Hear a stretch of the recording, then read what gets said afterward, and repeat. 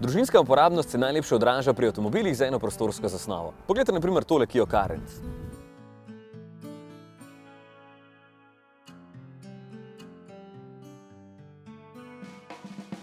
Na zunanjih merah z dobrimi 4,5 metra dolžino skriva ogromno prostora za celo familijo.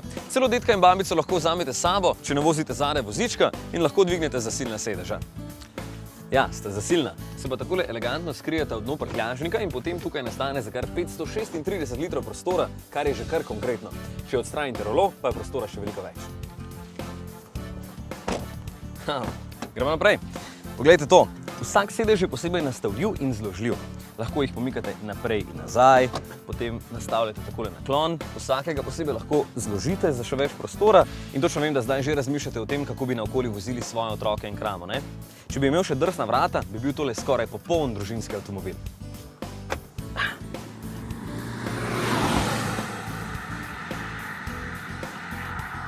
Poudarjam družinski, ker je tukaj zelo očitno, da pri razvoju niso imeli v mislih samo voznika.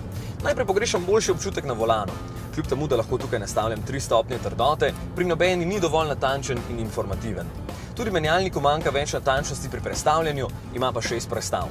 Položaj za voznika je sicer v redu, vse se lepo nastavlja. Sam bi edino izbral večji zaslon tukaj, da bi med vožnjo lažje pritiskal nanj, je pa res, da je ta na voljo samo skupaj z navigacijo in doplačilom 1000 evrov.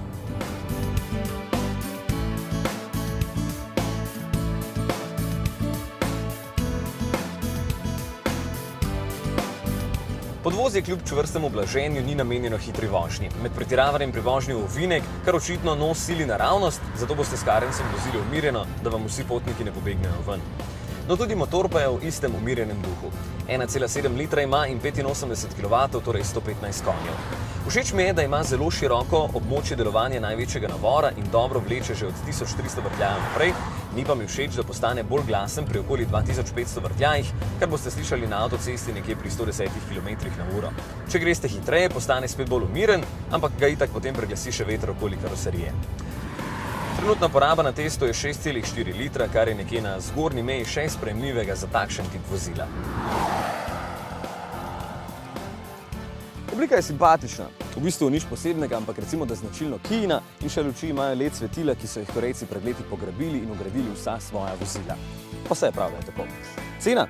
Tale stane 26 750 evrov. Če ne rabite zadnjih sedežev, 800 evrov manj. V bistvu kar veliko. Je pa res, da je to postal konkreten avtomobil, pa še 7-letno garancijo dobite, če ga servisirate pri pooblaščenem serviserju. Kar tudi nekaj šteje.